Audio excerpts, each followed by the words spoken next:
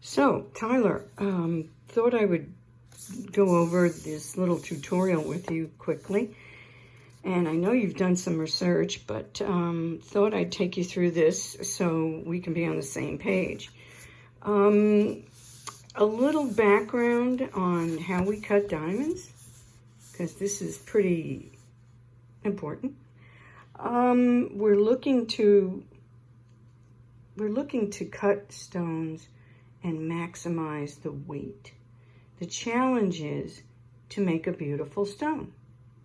Basically, do you want a 15-ounce sirloin or a 9-ounce filet mignon? This would illustrate that, where you have the same crystal and two different cutters. So, although the term ideal refers to round brilliant diamonds, there are guidelines in order to maintain total internal reflection, and this would include the table diameter, the crown height, and the crown angle, and I think I talked about that a little bit. And you can see how this has got a lot of weight in the pavilion, and this has got a beautiful sparkly diamond. And then there are some phenomenal diamond cutters who can do both. Make a beautiful stone and not have a lot of weight. So I was showing you a little bit about the color, and I know you looked at the color grading, which is called D to Z. D, E, and F are your highest grades, absence of color. G, H, I, and it's not until you get into the J, K range around here, which you start to see some body color. And then, of course, it gradually gets darker. Of course, diamonds are graded upside down, table down. A lot of people don't know that. That's kind of interesting because when you turn them over face up, and we're going to do that, you'll see. Clarity features, again, you have your flawless, internally flawless, VVS 1, 2. That's your highest grades. You don't necessarily need to be there. Grading for clarity is based on size, number, location, brightness, and darkness. So keep that in mind. If it's strategically placed, then you'll never see it. As long as you know where it is. VS1, VS2, SI1, SI2 are your baselines. I1, 2, and 3. We're not going to show you any here. If there's an I1, well, maybe you just got a bum call by the laboratory. They had to give it the call, but you got to take every stone on its own 2 feet. And these are the illustrations of cutting stones that are deeper, which we don't want, and some stones that have leakage, and so on and so forth. So, without further ado, I wanted to show you some of the ovals that we've gotten in, and this first one is a Keratin 1 GSI2, right here, Keratin 1 GSI2. It has a small knot in the face, but the knot is the knot is like a little crystal with a line through it, but it's vertical. So it's almost like holding a piece of paper with the edge towards the viewer. So you really don't see it, but it's a beautiful stone. It's a beautiful stone. So this we're going to put over here, and then we're going to put all of these together. Let's do that. So 101 GSI2, but I really don't consider it that bad. And it's got a nice bright whiteness. This stone is anywhere from $3,700 to $4,200, but I found it at a good price, so it's $3,700. The next one we have here, this is a Keratin 3 JVS1, so 1 click lower, but it's better in clarity. And this stone also. Beautiful shape and outline. Beautiful. You need a loop. You're not going to see anything. And just give you an idea of what the size is. And I don't know the size of your fiance. I'm about a size 6. But these are all natural mined. And that's a pretty nice looking stone. This JVS1 is 4,000.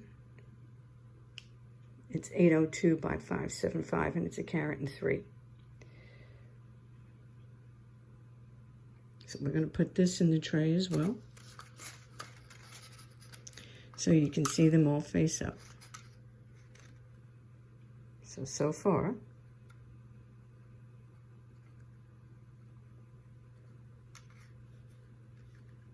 there's the G and there's the J. The next stone, I have 4 of them that we carefully chose. The next is a 92 pointer. Now, 92 pointer, diamonds are priced like eggs. So when you have small, medium, large, they go into different categories because of the size. This is a GSI1, 92 points. It's a great, this is 3,900, but it's a G. And it's an SI1. So this would be like in between the other 2. Again, very clean. Nothing you're going to see with a naked eye. Let's put these 3 together. First one here is the GSI2. This is the JVS1. And this is the 92 pointer. And then last but not least, we have an SI1 80 pointer here.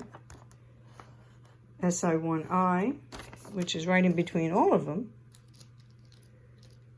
And this is 2,000.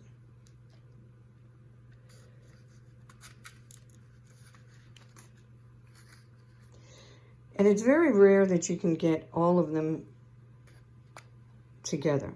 And this is how you should look at fancy diamonds. Put them next to each other so that you can get a nice, crisp look at the outlines of each of them. Some are long and skinny, and some are a little bit fuller. The GSI2 is a great stone. This first one. I'll show you what that one looks like. In a stone holder. And with the settings are, here again, this is just a grip. And I have an average hand, but that's not a bad looking 1 carat, I'll tell you. It does make a lot of, it does take up a lot of space there, as was your concern. Some settings would be such as plain white gold setting.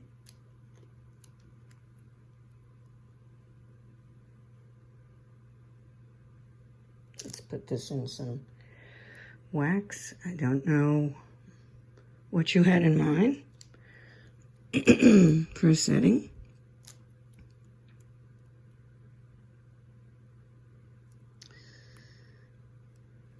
This setting right here is not very, I mean, it's very strong.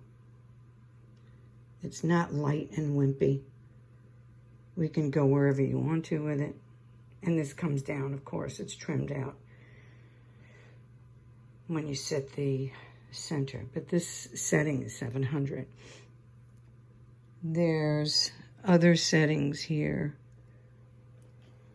that are similar and are less.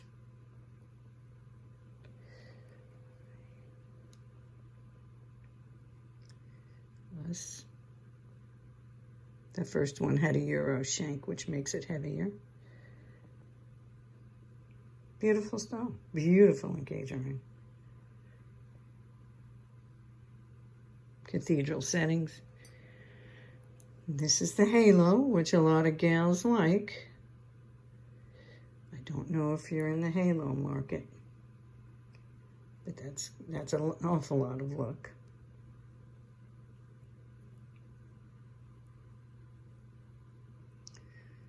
And that was $425, that setting. And then there's another